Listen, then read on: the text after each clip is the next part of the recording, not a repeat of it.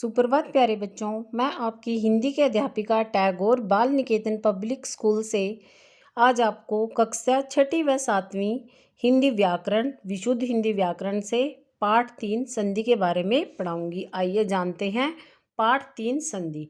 संधि किसे कहते हैं? संधि का शाब्दिक अर्थ होता है मेल। इस प्रक्रिया में दो शब्दों का मेल किया जाता है। दो वर्णों के परस्पर मेल से जो विकार उत्पन्न होता है उसे संधि कहते हैं। संधि के 3 भेद होते हैं: स्वर संधि, व्यंजन संधि, विसर्ग संधि। सबसे पहले स्वर संधि क्या होती है? स्वर किसे कहते हैं? जिन वर्णों का उच्चारण स्वतंत्र रूप से किया जाता है उन्हें स्वर कहते हैं। तो आइए जानते हैं स्वर संधि के बारे में। कक्षा छठी व सातवीं के छात्रगण,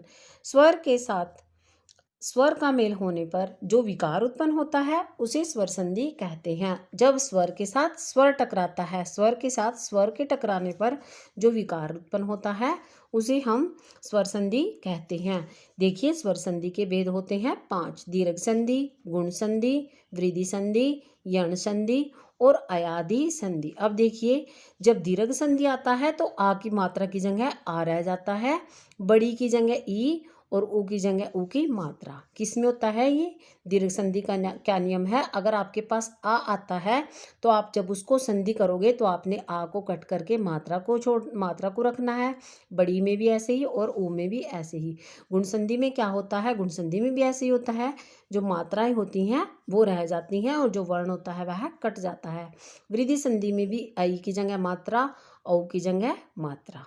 गुण संधि में ए ओ आता है और वृद्धि संधि में ए आई और औ आता है। यण संधि में क्या होता है? हलंत, यानी जिस वर्ण की, मान लीजिए ये नीचे से ऐसे है तो इसकी जो वैल्यू होती है, जो इसका मूल्य होता है वह हाफ रह जाता है। हलंत वर्ण में क्या होता है? य, व और रै। हलंत आता है और प्लस में य व रै आता है तो वह कौन सी संधि है बच्चों? यण संधि। आगे है हमारा अयादि संधि। अयादि संधि में आए, आए, अव और आव आता है। जब आप करते हो तो आपने इसमें आए, आए, अव और आव जो है विग्रह में बना देना है। आगे है हमारा व्यंजन संधि। व्यंजन संधि किसे कहते हैं?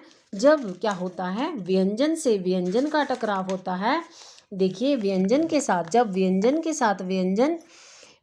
के साथ स्वर या व्यंजन के मेल से जो विकार उत्पन्न होता है उसे व्यंजन संधि कहते हैं। जब व्यंजन के साथ व्यंजन टकराता है या स्वर के साथ व्यंजन टकराता है तो वह व्यंजन संधि होती है। व्यंजन संधि के भी नियम है। तय जमा च या छ आए तो च बन जाता है। जैसे उच्चारण, च बन जाता है उसका। उत्छिन्न, तो इसका क्या बन जाएगा? उच्छिन्न। तय जमा च या छ आए तो उसका च बन जाता है। आगे है आपका, ये देखिए, ये थे नियम। आगे है आपका, अगर वर्ण का क्या होता है? वर्गीय प्रथम वर्ण मतलब पहला वर्ण कै च ट त प हो तो वर्गीय तीसरा वर्ण, चौथा वर्ण हो तो क्या होता है? कोई स्वर ए आ ई ऊ रे ऐ ओ औ, कोई स्वर आए या अंतस्थ व्यंजन आए तो आपने क्या करना है? वर्गीय प्रथम वर्ण कै च ट त प को तीसरे वर्ण में बदल देना है। मान लीजिए अगर क आएगा तो आप उसको ग से गमला बना दोगे। अगर प आएगा, प फ भ, तो आप उसका क्या बन जाएगा? ब। इस संधि में हम क्या करते हैं? वर्ग के प्रथम वर्ण को वर्ग के तीसरे वर्ण में चेंज कर देते हैं। ठीक है, प्रथम वर्ण देखिए, क्रम से क च ट त प की जगह वर्गीय तीसरा वर्ण मतलब वर्ग का तीसरा वर्ण। दिक जमा अंबर, क की जगह हमने क्या लगा दिया? दिक अंबर। तो ये थे आपके पाठ संधि। व्यंजन के नियम। व्यंजन में सत की जगह च आ जाता है। सत चरित्र तो हम क्या लिखते हैं उसको?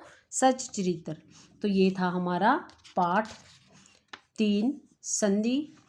पाठ 3 संधि विच्छेद का अर्थ होता है अलग करके लिखना। कक्षा छठी और सातवीं के छात्रों के लिए पाठ 3 संधि।